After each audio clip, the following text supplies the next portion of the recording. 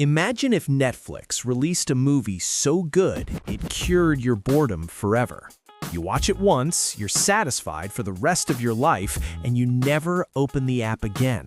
What happens to Netflix stock? It goes to zero. Their business model isn't entertainment, it's retention. They need you to come back, month after month, year after year. Now, replace the word boredom with sickness, and replace Netflix with Big Pharma. You think these companies are in the business of cures? You're naive. A cure is a one-time transaction, a bad business model. A treatment is a subscription for life. I'm not guessing here. I'm not wearing a tinfoil hat. On April 10th, 2018, analysts at Goldman Sachs, the people who actually run the economy, released a report titled The Genome Revolution.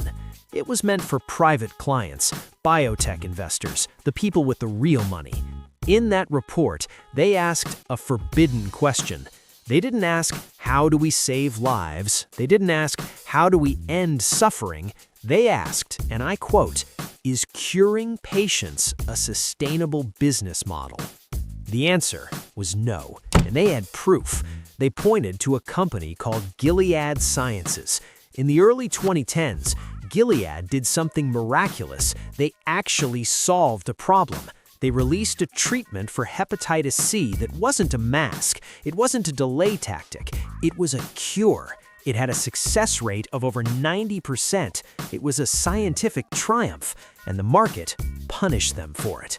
At first, sales exploded. They made billions. But then something terrible happened for the shareholders. The patients got better. They stopped buying the drug. The pool of sick people shrank. Gilead's revenue for their hepatitis C franchise peaked in 2015 at over $12 billion in the US alone. By 2018, it had crashed to under $4 billion. The stock price tanked. Goldman Sachs looked at that chart and learned a lesson. Cures are bad for business. Wall Street demands recurring revenue. They want a steady, predictable stream of cash. They want you to be an annuity. The perfect customer for the pharmaceutical industry is not a dead person. Dead people don't pay. But it's certainly not a healthy person. Healthy people don't need refills. The perfect customer is in the Goldilocks zone. Sick enough to need the product, but alive enough to keep paying for it for 30, 40, 50 years. Look at the research funding. Where does the money go? It doesn't go to antibiotics that you take for 10 days and then stop.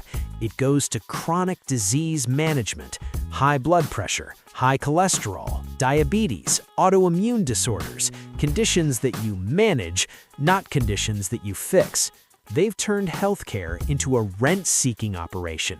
You're renting your own health, paying a monthly fee to remain functional. In fact, many of these giants spend more on sales and marketing than they do on research and development. They spend more money convincing you to take the drug than they do making it. But the rabbit hole goes deeper. It's not just that they're not curing you, it's that the entire economic machine is designed to ensure you get sick in the first place. Open your fridge. Look at the labels. High fructose corn syrup, seed oils, red dye 40, processed sludge engineered to spike your insulin and inflammation. Who owns the companies making this poison? If you look at the top institutional shareholders of the biggest food companies, Coca-Cola, PepsiCo, Kellogg's, General Mills, you see the same names. BlackRock, Vanguard. Now, switch tabs. Look at the shareholders of Pfizer, Johnson & Johnson, Merck.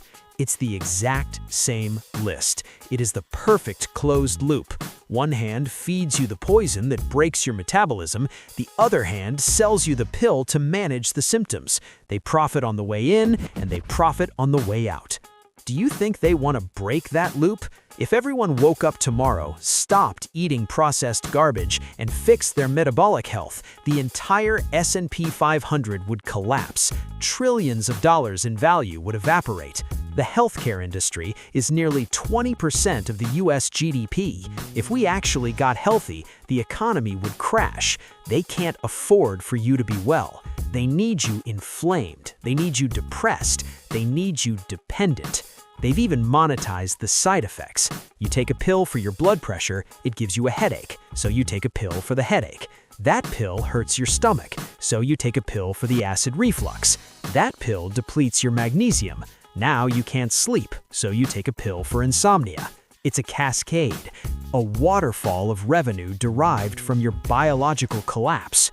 We're living in a world where patient zero isn't the first person to get a virus.